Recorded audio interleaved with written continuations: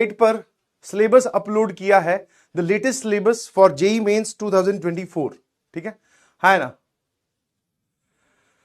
जो रिडक्शन हुआ है, मैं मैथमेटिक्स के पॉइंट ऑफ व्यू से बात करूंगा, ठीक है। फिजिक्स और केमिस्ट्री में क्या रिडक्शन हुआ है वो आपके करस्पॉन्डिंग टीचर्स आपको बता देंगे, ठीक है।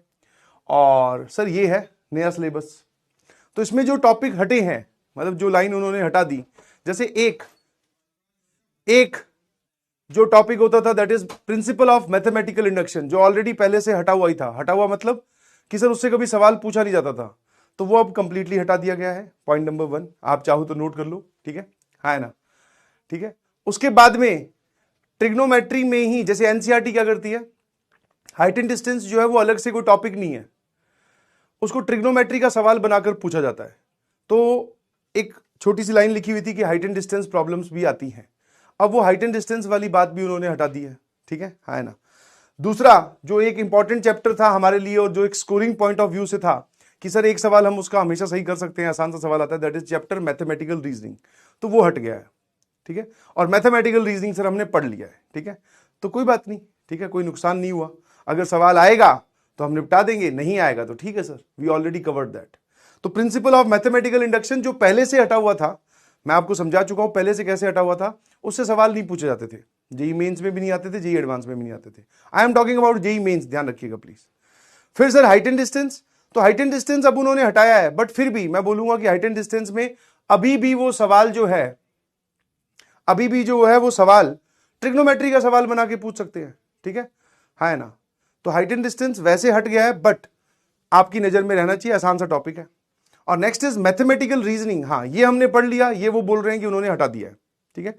तो ये जो सिलेबस है ये आपके पास में अपडेटेड सिलेबस है, आज वाली स्लाइड पे मैं ये अटैच रखूंगा, ठीक है ना। ये आपके पास में अपडेटेड सिलेबस है सारा का सारा, देख लीजिए आराम से, ठीक है। हाँ, ट्रिग्नोमेट्री में सारा इनवर्स ट्रिग्नोमेट्रिकल फंक्शंस हैं एंड देयर प्रॉपर्टीज है, हाइट एंड डिस्टेंस यहां पे गायब कर दिया इन्होंने, ठीक है जी। चलिए, तो ये सारा का सारा आपके सामने अपडेटेड सिलेबस है। अब और आगे बढ़ेंगे, और क्या क्या हटाया है स्पेसिफिकली अंदर जाकर, तो जैसे सीक्वेंस एंड सीरीज में से उन्होंने एचपी जो लिखा होता था, हार्मोनिक प्रोग्रेशन, वो हटा दिया है। बाइनोमियल थ्योरम, हार्मोनिक प्रोग्रेशन हमने पढ़ लिया, सीक्वेंस एंड सीरीज कंप्लीट हो चुका है। फिर बाइनोमियल थ्योरम में एक हमने टॉपिक पढ़ा था, binomial theorem for any index, वो भी अब उन्होंने हटा दिया है सर, वो भी हमने पढ़ लिया है, ठीक है ना।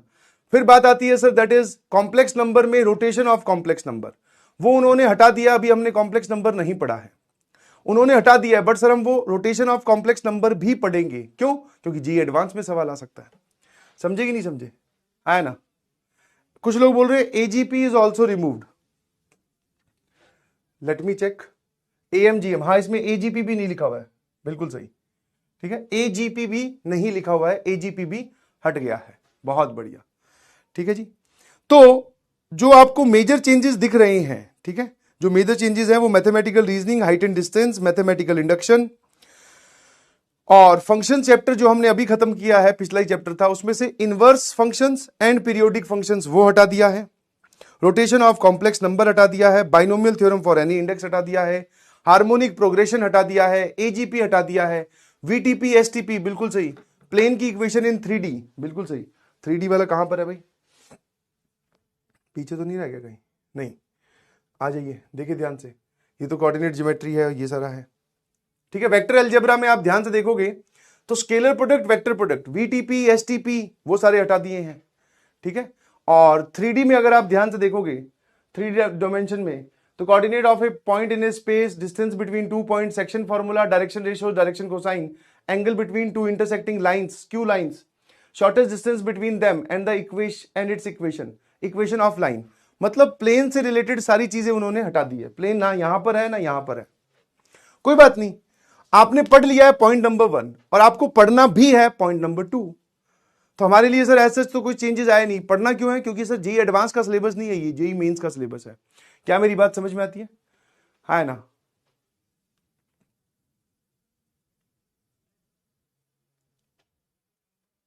ठीक है ना। तो जो ऑल एंड ऑल मेरी जो कंक्लूडिंग स्टेटमेंट होगी, जो छोटे छोटे चैप्टर्स उसने हटाए हैं, जैसे मैथमेटिकल रीजनिंग हमने एक्स्ट्रा पढ़ा है, तो मैं तो आपको बोलूंगा आप जेई मेंस में जब एग्जाम देने जाएं तो जरूर पढ़ के जाइएगा प्लीज, ठीक है ना। अगर सवाल आ गया तो आपसे नहीं बचना चाहिए। फिर उस पर बहस बाद में करेंगे लोग, ठीक है, उस पर बहस बाद में लोग करेंगे कि सिलेबस से हटा दिया था, क्यों पूछ लिया, वो बात की कहानी है। और बाकी जितने भी टॉपिक्स उन्होंने हटाए हैं, मान लो जैसे प्लेन की इक्वेशन हटा दी, प्लेन पूरा ही हटा दिया, एजीपी हटा दी, एचपी हटा दी, तो सर वो हमें फिर से पढ़ना है। मैंने पूछा क्यों, बोले सर जेईई एडवांस के लिए, समझे। तो ज्यादा कुछ चेंज नहीं किया है from mathematics point of view से, ठीक है ना। तो आप इस बात को ध्यान से देखिएगा please. And since this is the first change, ये पहली बार चेंज हुआ है, तो एक बार आपको पेपर तक सारा पढ़ के जाना चाहिए। मतलब मेरा तो ऐसा मानना है पर्सनली, मतलब ऑन माय पर्सनल लेवल, जो मेरी समझदारी है उसके हिसाब से, कि आपको पढ़ के जाना चाहिए। सवाल आएगा तो हम निपटा देंगे, नहीं आएगा तो सर ठीक है, बहुत अच्छी बात है।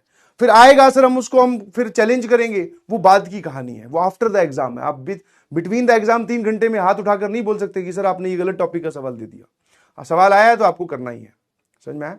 तो ऑल एंड ऑल, तो ये जो चेंजेस हैं ये रिफ्लेक्ट होंगे अगली साल वाले पेपर में। इस साल वाले पेपर में अगर इन्होंने चेंजेस किए, इक्वेशन ऑफ प्लेन नहीं पूछी, तो ठीक है भैया, अगली साल हम लोग भी इसको मेंस के पॉइंट ऑफ व्यू से पढ़ाते वक्त बोल देंगे ये मेंस में नहीं आता है, समझे। तो आपको अभी पूरा पढ़ना है, और जो मेजर टॉपिक्स उन्होंने हटाए हैं वो हम पढ़ चुके हैं। ले देकर सर एक चीज बची है, that is rotation of complex number, वो भी हमें पढ़ना पड़ेगा सर, समझे। क्या मेरी बात समझ में आती है ना। एरिया अंडर द कर्व नहीं हटाया भाई, एरिया अंडर द कर्व जो है वो नहीं हटाया है। एक सेकेंड, कहां पर है इंटीग्रल कैलकुलस, एक जगह इंटीग्रल कैलकुलस लिखी होगी, ये देख, determining the area of the reason bounded by simple curves in the standard form. अगर आप इसको ध्यान से देखोगे ना, तो ये बहुत ही मतलब सिलेबस, अगर आप टॉपिक वाइज पढ़ो या पॉइंट वाइज पढ़ो तो बहुत ही आसान सा सिलेबस लगता है, समझ में आया। बट सवाल वो इधर उधर से भी पूछते हैं।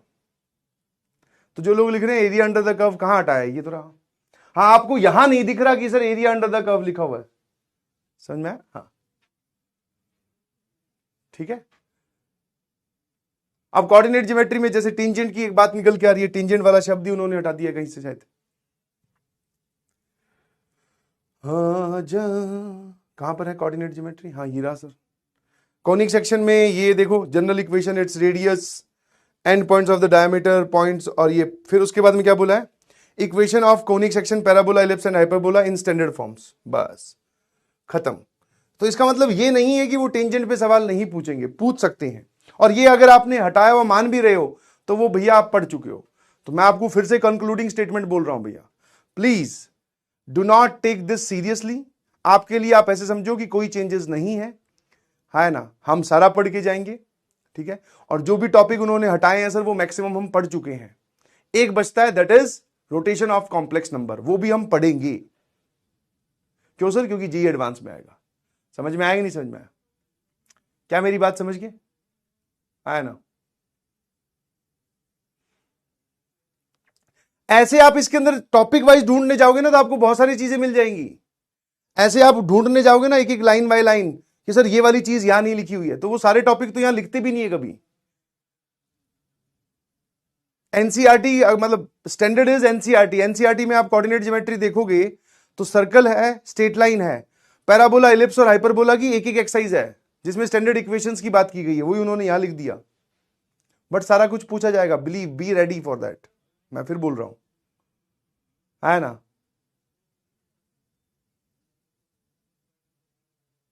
क्या मेरी बात समझ गए, यस और नो, क्लियर है।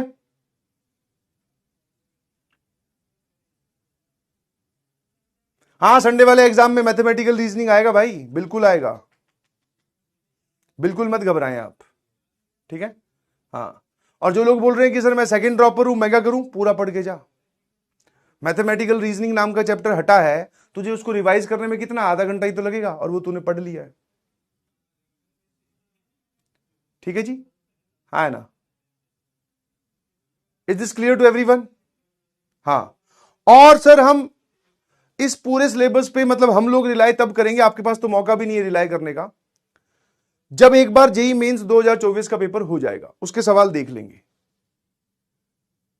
समझ में आया, आपके पास तो मौका भी नहीं है, आप तो जेईई मेंस 2024 का ही आपका फाइनल है सर, समझे। फर्स्ट अटेम्प्ट तक आप सारा पढ़ के जाओ, yes, this is my suggestion. अब बाकी आप लोग समझदार हैं क्योंकि आपको अपना डिसीजन भी लेना होता है। सर जेईई मेंस ने खुद बोला है कि हटा दो, तो सर हम भी हटा देते हैं। और जितने भी टॉपिक उन्होंने हटाए हैं वो सारे के सारे एडवांस में पूछे जाएंगे बिंदास तरीके से, धमाधम तरीके से। तो ना पढ़ने का तो सवाल ही पैदा नहीं होता। यस और नो? है ना? बिल्कुल सही। तो आई होप एक बार देख लीजिएगा, ये वाला जो सिलेबस है ये मैं अटैच रखूंगा इसी स्लाइड में, ठीक है? 1 2 3 4 5। बट मैं इसको बोलूंगा सीरियसली मत लेना, समझ में? सीरियसली मतलब कि आप यहां पे टॉपिक वाइज पढ़ने जाओ कि अरे यार ये वाला टॉपिक तो है ही नहीं, ठीक है? एक पॉइंट की एक प्लेन से डिस्टेंस तो है ही नहीं, लिखा ही नहीं हुआ, तो मतलब नहीं पढ़ेंगे। बाय डिफॉल्ट आप पुराना सिलेबस भी उठा के देखोगे, उसमें भी जो वहां पे लिखे होते हैं, जैसे यहां पे जो टॉपिक्स लिखे हुए हैं वो कम ही होते हैं, ज्यादा पढ़ाया जाता है क्योंकि वो आईआईटी वाले पूछते हैं, इसलिए। क्लियर?